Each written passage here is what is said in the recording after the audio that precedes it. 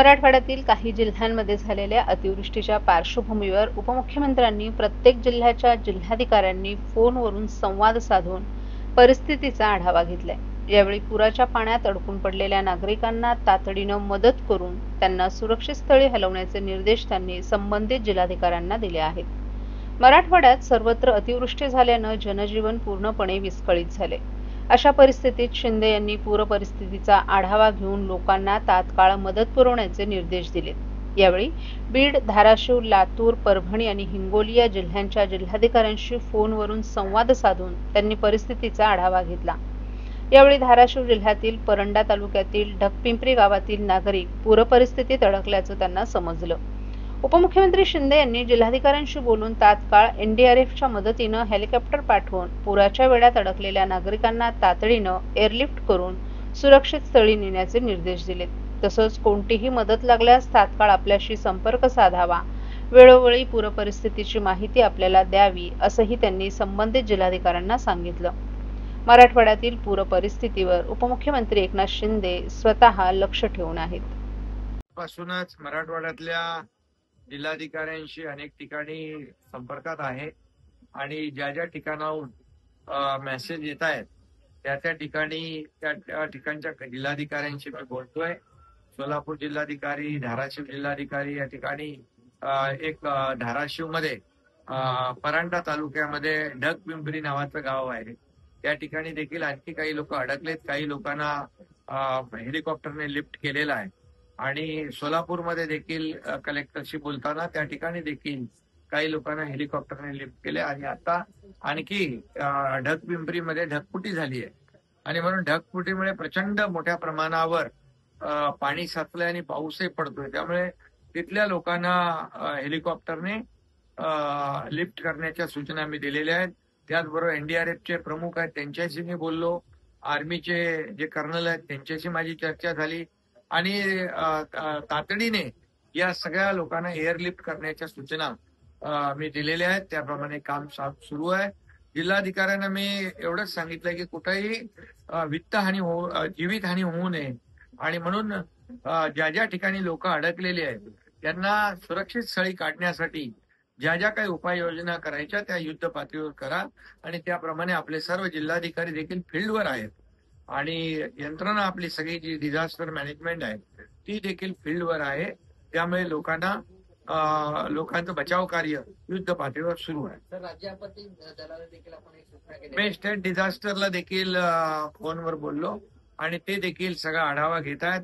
ज्या ज्या ठिकाणी आवश्यक त्या ठिकाणी एनडीआरएफला पाठवणं, आर्मीला पाठवणं, हेलिकॉप्टरची सुविधा उपलब्ध करून देण्याचं काम त्या ठिकाणी होत आहे. मी राज्याचे मुख्य सचिव यांच्याशी देखील बोललोय आणि तिथून देखील सूचना सगळीकडे जातात जेणेकरून लोकांना तात्काळ मदत होईल.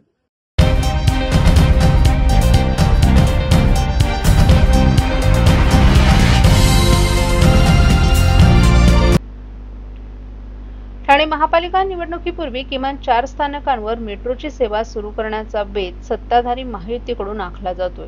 संपूर्ण प्रकल्पासाठी 2 वर्ष लागणार असले तरी घोडबंदर मार्गावरील गायमुख जंक्शन, गायमुख गाव, कासरवडवली, विजय गार्डन या 4 स्थानकांवर मेट्रो सेवा या वर्षअखेर प्रायोगिक तत्वावर सुरू करण्यात येणार असल्याची माहिती विश्वसनीय सूत्रांनी दिली आहे. कारशेड सुरू नसले तरी एका गाडीच्या जोरावर 4 स्थानकांमध्ये प्रवासी वाहतूक करणं शक्य होणार असल्याचे दावे सत्ताधारकांकडून करण्यात येत आहेत. ठाण्यात महायुतीसाठी विशेषतः उपमुख्यमंत्री एकनाथ शिंदे यांच्यासाठी ठाणे महापालिका निवडणूक महत्वाची आहे. यामुळेच ठाणे मेट्रो मार्गिकेची चाचणी लवकरात लवकर व्हावी यासाठी उपमुख्यमंत्री शिंदे यांनी आग्रह धरला होता. अखेर मुख्यमंत्री देवेंद्र फडणवीस यांच्या उपस्थितीत काल या मेट्रो मार्गिकेची चाचणी करण्यात आली. या संपूर्ण प्रकल्पाला महाविकास आघाडीमुळे विलंब झाला असला तरी ठाण्यातील मेट्रो प्रकल्पातील किमान 10 स्थानकं एप्रिल 2026 तर संपूर्ण प्रकल्पाचं काम 2027 मध्ये होईल असं मुख्यमंत्री फडणवीस यांनी सांगितलं. प्रकल्पाची एकंदरीत परिस्थिती पाहता किमान घोडबंदर मार्गावरील 4 स्थानके सुरू करण्याचा आग्रह उपमुख्यमंत्री एकनाथ शिंदे यांनी धरलाय.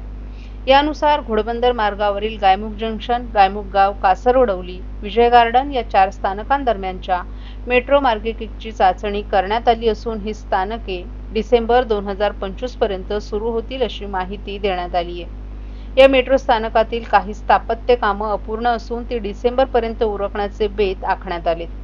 घोडबंदर मार्गावरील अजस्र वाहतूक कोंडीमुळे येथील रहिवाशांमधून संताप व्यक्त होतोय. घोडबंदर मुख्य आणि सेवा रस्ता जोडणी या कामांमुळे वाहतूक कोंडीचं दुखणं वाढलं आहे. या मार्गावरील मेट्रो प्रकल्प हा महायुती आणि उपमुख्यमंत्री एकनाथ शिंदे यांच्यासाठी महत्त्वाचा आहे. गेल्या ठाणे महापालिका निवडणुकीत घोडबंदर भागातून भाजप आणि एकनाथ शिंदे यांचे जास्त नगरसेवक निवडून आले होते. त्यामुळे येथील नागरिक वाहतूक कोंडीमुळे निर्माण झालेला रोष कमी करण्यासाठी याच भागातील मेट्रो सेवा सुरू करण्याचा विचार करण्यात आल्याची चर्चा आहे.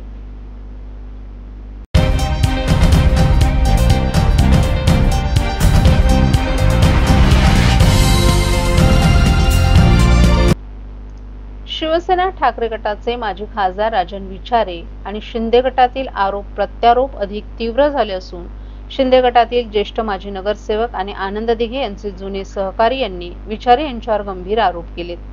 शिंदे गटाच्या नगरसेवकांनी आरोप केलाय की राजन विचारे हे आनंद दिघे यांच्या काळात जादू टोण्यासाठी लिंबू फिरवून आनंद आश्रमाबाहेर टाकत असत. एवढंच नव्हे तर दिघे साहेब रस्त्यावरून जाताना त्यांच्या पायाखालची वाळू देखील जादू टोण्यात वापरत असल्याचा धक्कादायक दावा करण्यात आलाय. तसंच सभागृह नेते पदाच्या संदर्भातही आरोप झाले. दिघे साहेबांनी एकनाथ शिंदे यांच्यावर आलेल्या वैयक्तिक दुःखामुळे त्यांच्याकडे सभागृह नेते पद द्यावं असं राजन विचारे यांना सांगितलं होतं. मात्र त्यावेळी विचारे यांनी केवळ नकारच दिला नाही तर सभागृहात दिघे साहेबांना शिवीगाळ केली होती असा ठपका या नगरसेवकांनी ठेवलाय. याशिवाय संजय राऊत यांच्या ठाणे दौऱ्याच्या दाव्यावरही शिंदे गटाने जोरदार प्रत्युत्तर दिले. राऊत यांनी ठाण्यात येऊन गेल्याचा दावा खोटा आहे. हिंमत असेल तर कधी येणार ते सांगून या, अन्यथा आम्हीच मुलुंड भांडूपमध्ये येऊ.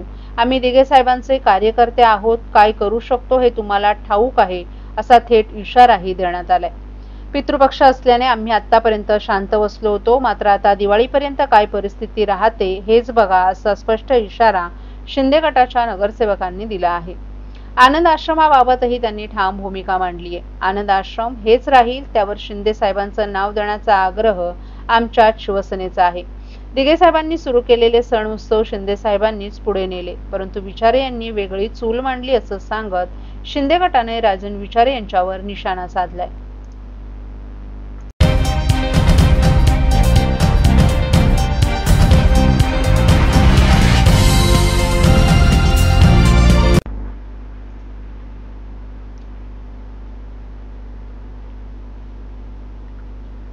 धर्मवीर आनंद दिघे यांनी सुरू केलेल्या ठाण्यातील टेंभी नाक्यातील नवरात्र उत्सवाची महती ठाणे किंवा महाराष्ट्रापुरतीच मर्यादित राहिली नसून ती देशविदेशात पोहोचलीये.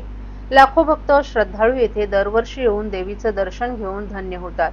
श्री जयाम्बे मा सार्वजनिक धर्मादाय विश्वस्त संस्था आयोजित या उत्सवाचं यंदाचं हे 48वं वर्ष आहे. यंदा दुर्गेश्वरी नवरात्र उत्सवातील देखाव्याचं खास आकर्षण म्हणजे तामिळनाडू येथील बृहदेश्वर मंदिर आणि 4 धामाचा देखावा, अर्थात उत्तर भारत आणि दक्षिण भारत यांचा समन्वय साधणारा भव्य असा हा देखावा आहे. 1978 साली ठाण्यातील टेंभी नाका येथे धर्मवीर आनंद दिघे यांच्या मार्गदर्शनाखाली या नवरात्र उत्सवास प्रारंभ झाला आणि ठाणे शहराच्या इतिहासातील नव्या अध्यायास प्रारंभ झाला. राजकीय आणि सामाजिक क्षेत्रातील नामवंत व्यक्ती, विविध स्तरातील हितचिंतकांनी एकत्र येऊन या उत्सवाची मुहूर्तमेढ रोवली. सामाजिक एकोपा वृद्धिंगत व्हावा या निमित्तानं भावी तरुण पिढीवर संस्कार होऊन त्यांच्या विचारांना दिशा मिळावी, त्यांचं प्रबोधन व्हावं हा उदात्त हेतू डोळ्यांसमोर ठेवून धर्मवीर आनंद दिघे यांनी या नवरात्र उत्सवाचा प्रारंभ केला होता. उत्सवाचा हाच वारसा उपमुख्यमंत्री एकनाथ शिंदे पुढे नेत आहेत. 22 सप्टेंबर रोजी देवीची कळवा मार्केट येथून वाजत गाजत विधिवत पूजा करून आगमन मिरवणुकी मोठ्या जल्लोषात काढण्यात आली होती. त्यानंतर संध्याकाळी देवीच्या मूर्तीची प्राणप्रतिष्ठापना करण्यात आली. या मिरवणुकीत राज्याचे उपमुख्यमंत्री एकनाथ शिंदे, परिवहन मंत्री प्रताप सरनाईक, खासदार डॉक्टर श्रीकांत शिंदे, नरेश मस्के, शिवसेना शहर प्रमुख हेमंत पवार, माजी नगरसेवक सुधीर कोकाटे तसंच सर्वपक्षीय नेते, कार्यकर्ते आणि नागरिक मोठ्या संख्येने उपस्थित होते. तर आज सकाळी देवीची ओटी भरण्याकरिता महिलांनी एकच गर्दी केली होती. दूरहून अनेक भक्त भाविक देवीच्या दर्शनासाठी गर्दी करतायत। यावेळी विविध भजन, कीर्तन या आदी कार्यक्रमांचं आयोजन करण्यात आलं होतं।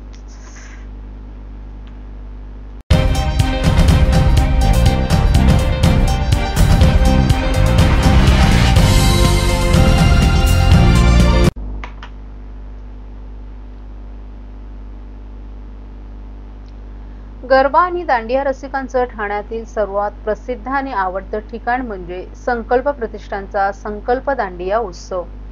हा उत्सव संपूर्ण महाराष्ट्रभर प्रसिद्ध आहे। संकल्प प्रतिष्ठान म्हणजे उत्सव आणि परंपरा जपणारं एक अनोखं नातं। संकल्प प्रतिष्ठानच्या वतीने विविध सण उत्सव हे समाजातील घटकांना एकत्रित आणून गुण्यागोविंदाने साजरे केले जातात। संकल्प प्रतिष्ठान आयोजित संकल्प दांडिया 2025 याचं यंदाचं हे 20वं वर्ष असून बेस्ट ग्रुप डान्सरला पहिलं पारितोषिक 1 लाख, तर बेस्ट ग्रुप डान्स दुसरं पारितोषिक 50,000 आणि बेस्ट ग्रुप डान्स तिसरं पारितोषिक 25,000, तसंच बेस्ट ग्रुप डान्स चौथं पारितोषिक 15,000, बेस्ट ग्रुप डान्स 10,000, तसंच 10 उत्तेजनार्थ ग्रुपला प्रत्येकी 5,000 रुपये रोख रक्कम आणि सन्मानचिन्ह प्रदान करण्यात येणार आहेत। बेस्ट फिमेल डान्सर आणि बेस्ट मेल डान्सर यांना अँड्रॉइड फोन गिफ्ट देण्यात आला आहे, तर इतर दांडिया रसिकांना विविध आकर्षित गिफ्ट वाउचर आणि अनेक बक्षीसही देण्यात आली आहेत। दररोज बेस्ट फेस फिमेल आणि मेल अशी स्पर्धा देखील सोशल मीडियावर आयोजित केली जाणार आहे। दरवर्षीप्रमाणे यंदाही आपण प्रत्येक दिवसाचे मोफत पासेस उपलब्ध करून दिले आहेत, तरी सर्व गरबा रसिकांनी या मोफत पासेसचा लाभ घ्यावा असं आवाहन आयोजक रवींद्र फाटक यांनी माध्यमांशी बोलताना केलं आहे। काल उत्सवाच्या पहिल्याच दिवशी दांडिया रसिकांचा उत्साह शिगेला पोहोचला होता। मुसळधार पावसासाठी संकल्पाच्या दांडियाला युवकांनी मोठ्या प्रमाणावर गर्दी केली होती। आमदार उपनेते रवींद्र फाटक यांच्यातर्फे आयोजित आपला दांडिया संकल्प दांडियाचा दिवस पहिला हा आनंदात, जल्लोषात आणि वरुणराजाच्या स्वागतानं अतिशय उत्साहात संपन्न झाला। यावेळी दांडिया रसिकांनी पावसात भिजतच संकल्प दांडियामध्ये आनंद घेतला। यावेळी लहानांपासून ज्येष्ठांपर्यंत सर्वच जण सहभागी झाले होते। यावेळी दांडिया स्पर्धेत सहभागी झालेल्या स्पर्धकांना संकल्पच्या वतीनं माजी आमदार शिवसेनेचे उपनेते रवींद्र फाटक यांच्यातर्फे पारितोषिक देऊन गौरवण्यात आलं। मला वाटतं नवरात्रीला सुरुवात आजपासून झालेली आहे आणि आता पहिला दिवस आहे आणि पहिल्या दिवसात पावसाने पण मोठी मुसंडी मारली, तरी पण इथले दांडिया रसिकांनी आपलं इथे या संकल्पावरती जो असणारा प्रेम आणि या आपली त्यांची एन्जॉय करण्याचं ते आज पूर्ण म्हणजे मला वाटतं एवढ्या पावसामध्ये एवढे लोक खेळत होते, ह्याच्यामध्ये आम्हाला असं वाटतं की आम्ही जे करतोय त्याच्यामध्ये आमचे दांडिया रसिक आम्हाला प्रतिसाद आमच्या मंडळाला देतात दरवर्षीप्रमाणे आणि त्यांनी तेवढा प्रतिसाद आज पावसामध्ये पण दिला, म्हणून त्यांचं मनापासून मी कौतुक तर तुम्ही आज सगळ्यांना बक्षीस दिली, कुठेतरी प्रोत्साहित करताय तुम्ही? नाही, मंडळानं बघा पावसामध्ये 4-4 तास भिजत असतात आणि भिजवून इथे खेळत असतात, बक्षीस नाही, त्यांचा एन्जॉय करत आणि आम्ही एवढा मोठा परफॉर्मन्स आणि एवढा मोठा कार्यक्रम आयोजित केला स्टेजवरती, एवढे सगळे सेलिब्रिटी गायक आहेत आणि सर्वांच्या समोर बघा ते नसतील तर इथे काहीच नाहीये, म्हणून त्यांनी जो प्रतिसाद आमच्या मंडळाने या गायकांना दिला आणि या बँडला दिला म्हणून आम्ही बक्षिसाचा रोज देत असतो, पण त्यांचा सन्मान या स्टेजवरती करणं या दांडिया रसिकांचा या आमच्या मंडळाचं कर्तव्य आहे आणि ते आम्ही ते केलेलं आहे। सर्व रसिकांना दांडिया रसिकांना उद्यापासून 10 दिवस म्हणजे यंदा 10 दिवस 9 दिवस राहिलेले आहेत, 9 दिवस संकल्पामध्ये दांडिया फ्री ऑफ कॉस्ट सगळ्यांनी खेळण्यासाठी आणि एन्जॉय करण्यासाठी आपण सर्वांनी यावं। दरवर्षी तसा प्रतिसाद देतात तसं यंदाही प्रतिसाद द्यावा। आम्ही सर्व आपल्यासाठी चांगले इथे सेलिब्रिटी गायक चांगले परफॉर्मन्स करण्याचे लोक इथे आम्ही दर दिवशीप्रमाणे चेंज करतच आहे। यंदा सेलिब्रिटी गायक सगळे ठेवले आपण त्याच्या माध्यमातून त्यांना जे एन्जॉय पाहिजे आम्ही करायला तयार। धन्यवाद।